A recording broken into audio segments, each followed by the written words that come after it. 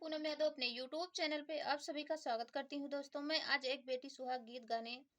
जा रही हूँ। गीत अच्छी लगे तो लाइक, सब्सक्राइब, शेयर करना। तो चलिए मैं गीत को शुरू करती हूँ। केथुआ के दियाना केथुआ काई बती जी, केथुआ के घियाना जलाई सारी राती जी,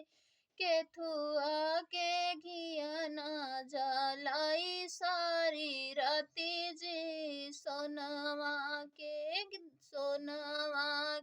दियाना रे समकाई भतीजे,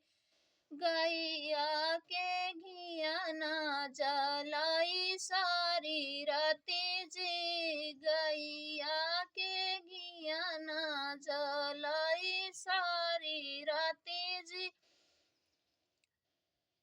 ढुकी गाए दियाना की बुझे गाई भतीजे, ढुकी गाए दियाना की बुझे गाई भतीजे,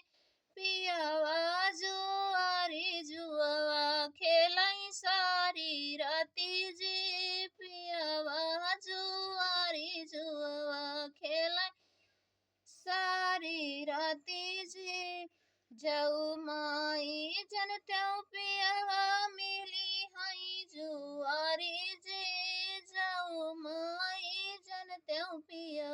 मिली हई जुआरी जी, अपने बाबा के घरे रहा त्यों कुंवारी जी, अपने बाबा के घरे रहा त्यों कुंवारी जी,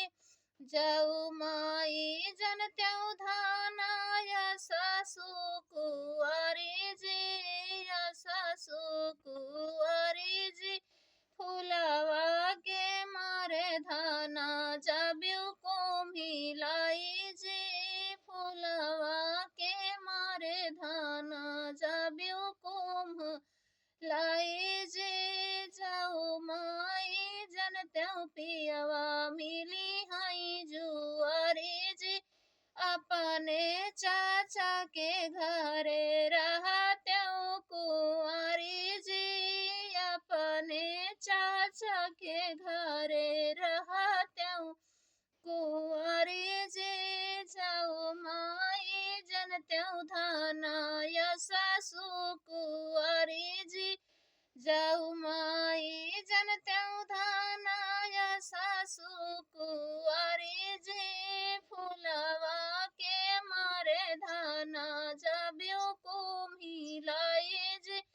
फुलवा के मारे धाना जब्यू को मिलाई जी,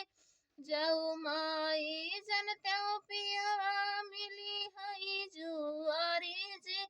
अपने भैया के घरे रहा त्यों कुंवारी जी,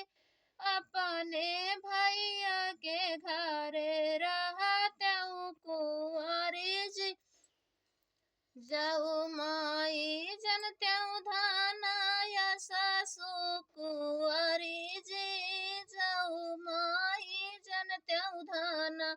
या सासू कुंवारी जी, फुलवा के मारे धाना जबो कुम्हलाई जी, फुलवा के मारे धाना जब्यू कुम्हलाई जी। धन्यवाद दोस्तों। गीत अच्छी लगे तो प्यारा सा कमेंट जरूर करिएगा।